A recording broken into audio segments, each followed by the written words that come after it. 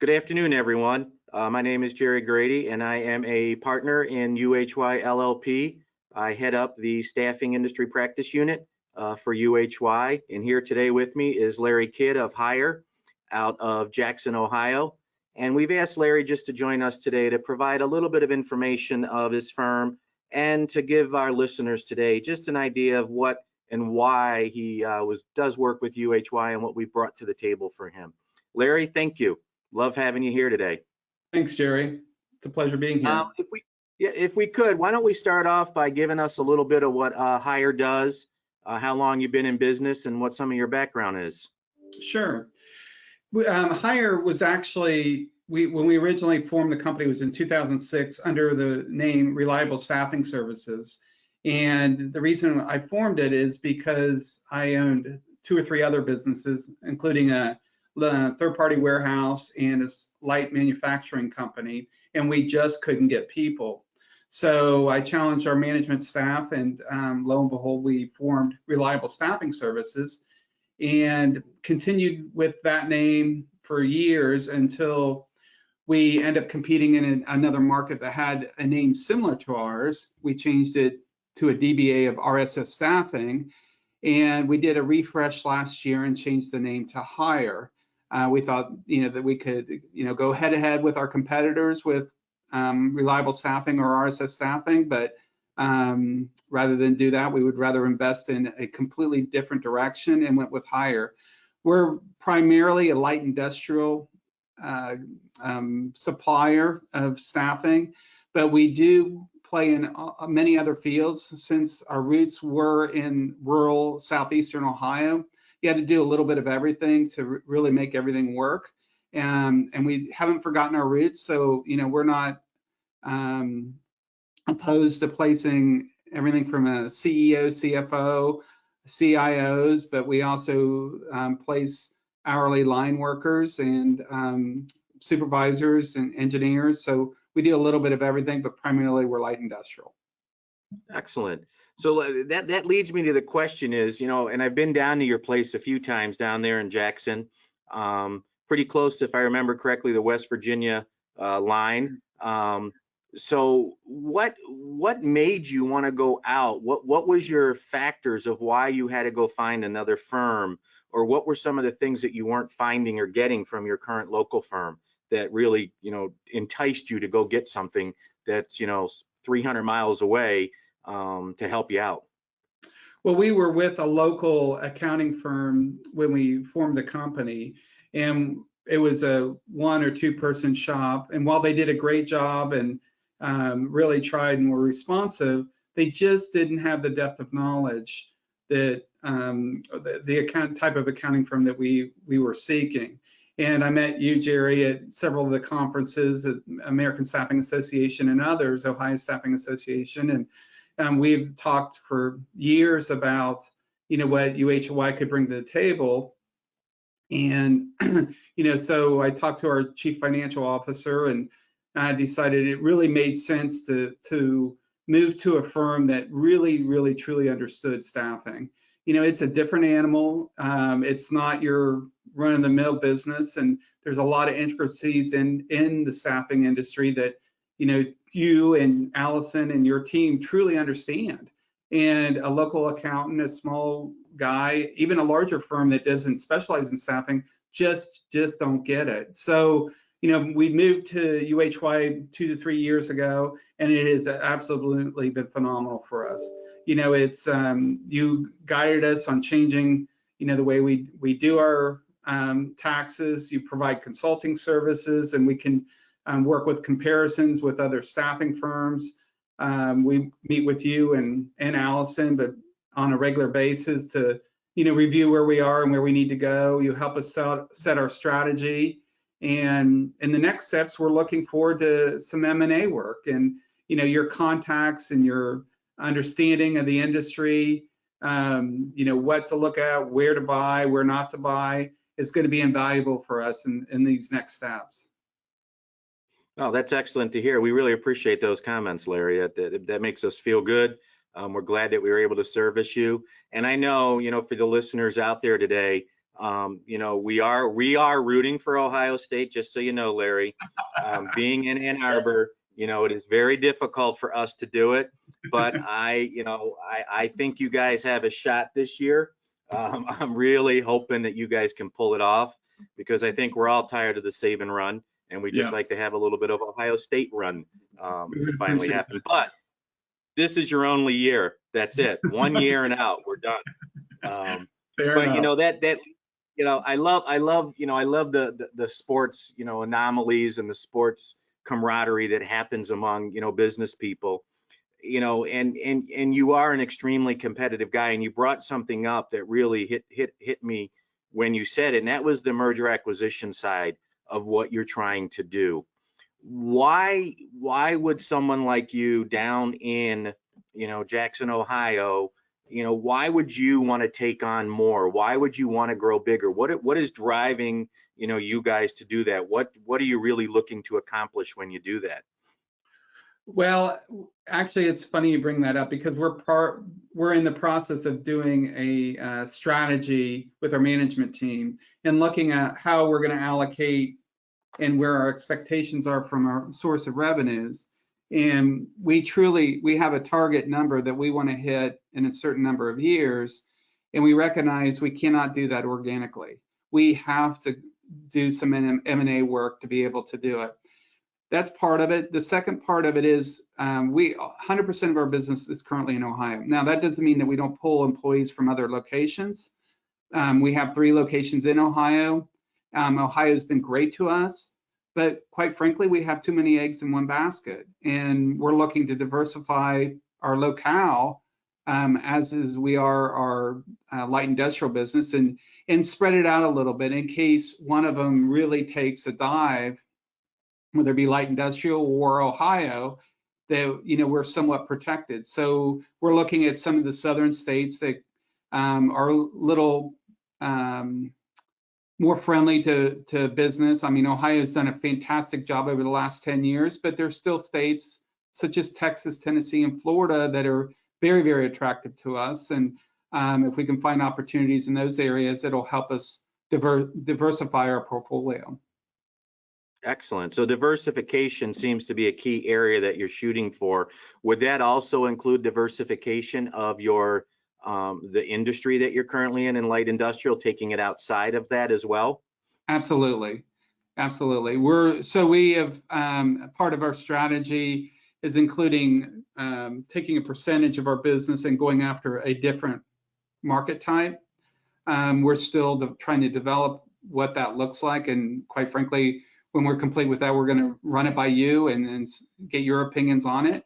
But we're pretty excited about the direction and where we're going to go with this. And my team is fired up and we're ready to go. So That's help us bring excellent. some staffing firms to the table because we're ready. Yeah.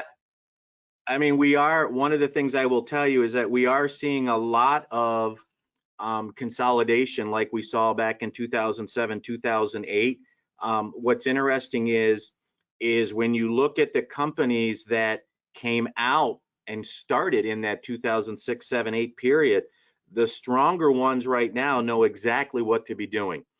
As we're coming out of this economic downturn per se, due to the pandemic, what we're noticing is a ton of businesses that we work with all focused on, okay, how do we maximize and how do we take our systems, implement new technologies and grow.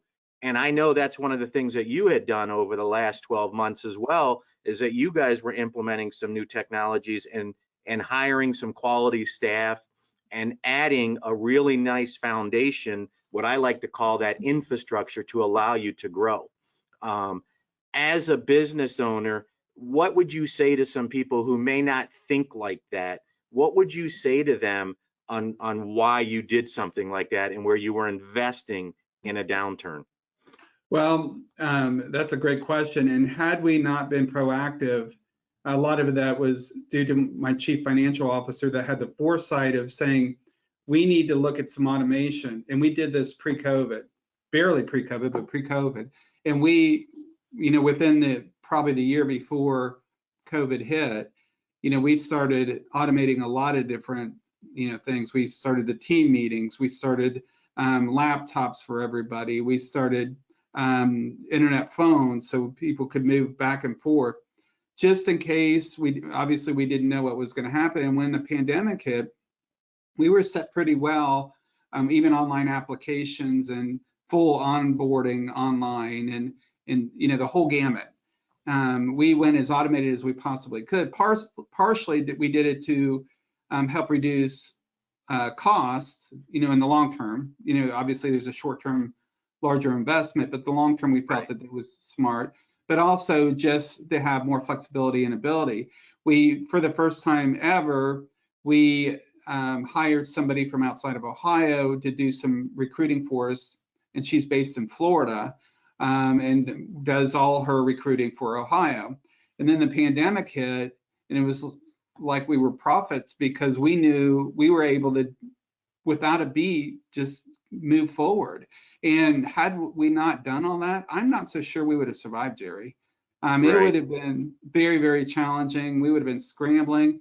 It would have been a challenge, but we were able to not only help the current customers, but we picked up several new ones because some of our competitors hadn't had that foresight, and the technology is just crucial. So my advice to a business owner that has not invested in the technology and had the foresight, please do that now, because who knows where we're going to be in the next 6, 8, 18 months.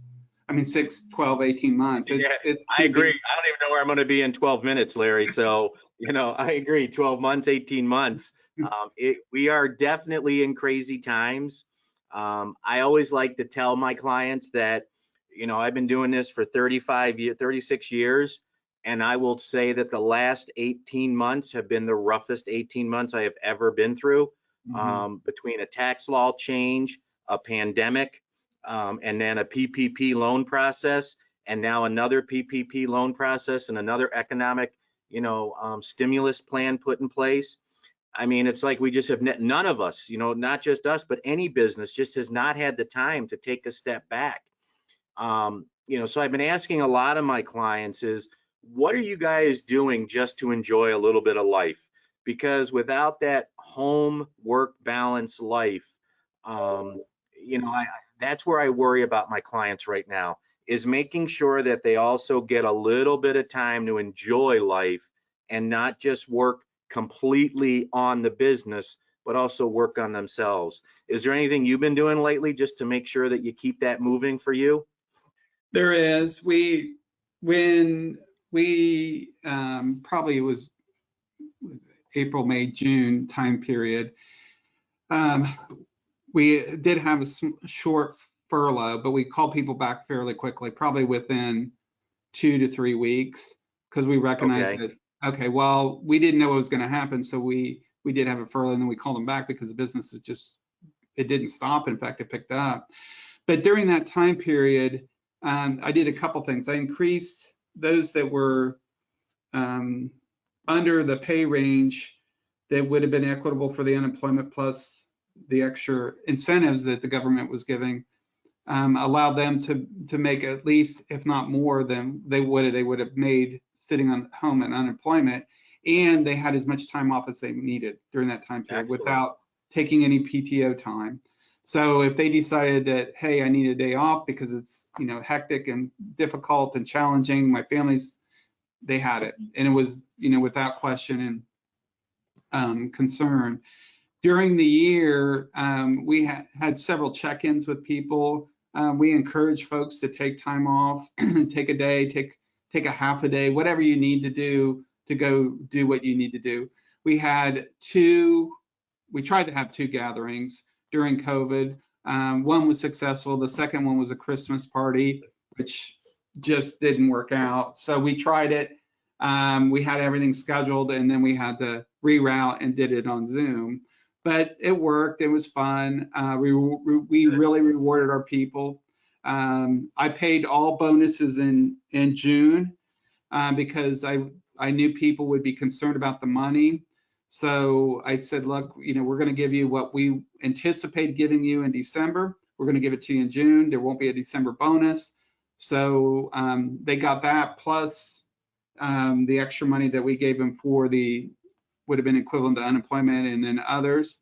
So they did pretty well, and they had the security of knowing, okay, at least I don't have to worry about the finances. I'm good through Right. the end of the year. So we do check-ins with our people all the time. Last year, as part of our looking at a bigger global picture and the technology, we actually hired a customer experience manager, and her position, along with others, and she does our marketing as well, is to ensure that everybody's customer experience is at the highest level. She does surveys all the time, check-ins, but she also does it with internal employees too. Oh, And excellent. she's seeing what can we do, what promotions can we run internally that'd be effective, that not only help the company but really help the individual. It's not always about money. It's sometimes it's about recognition, time off, spending time with family, and she brings these things to the table, and then we'll see if it's something viable and we'll implement it. So. Excellent. I love hearing, as I've been talking to a lot of our clients lately, I love hearing the stories of what people have done to help employees and families get through. And there is one common thing that I've noticed. Those are my firms that are the most productive and are truly making a change. And on top of it, as we all like to say, they're also making better money now today than they were previously, because they really took and saw that it really is all about a family and a culture that way. So that's great to hear. Larry, I really, really did appreciate you spending a couple minutes with us here today. Absolutely. Is there anything you wanted to end up saying, to the people out there listening today? I just like to reiterate that our change to UHY has just been one of the best moves that we've made. You are a phenomenal vendor. You're a great partner. You're a good friend. We really appreciate taking us to that next level. Your team is magnificent. And one thing I didn't mention is, like many staffing firms, we run pretty thin. So last year, we made a commitment to free up some of my CFO's time, and we moved our financials to UHY in addition to the tax and consulting and everything else. And that has just been an incredible relief to our team. It allows us to really focus on our core business. And, we get the financials. There's not the pressure of her trying to do this and the financials and with her staff. Your folks get them done. We're able to review them. There's, we can see things that are coming on a more timely basis. It's just been, a great partnership. And I'm pleased as punch moving to UHY. You guys have been great. So I highly recommend you. I really appreciate that, Larry, and thank you for bringing up our cast team, because they're kind of one of those teams that, it's our fastest growing unit inside the firm. They've actually up to almost 45 people now, and Wow. I just got word this morning we're hiring 20 more because they just closed a very large restaurant group. And so, the pandemic, if you play it right, as you guys did, the pandemic leads to some great things for all of us. Any economic downturn with the right strategy and the right focus, as you've demonstrated, you will grow and you will continue to grow. And we really look forward to being a partner with you and providing you with the service we have. And we really, again, Larry, I really appreciate the time you spent, but more importantly, the kind words that you gave, for the team here, because it really does make them know that what they do every day is providing something to their clients. So we really appreciate that. Thank you. Absolutely. Well, thanks for having me today, and I appreciate it. Thank you. All right. Take care.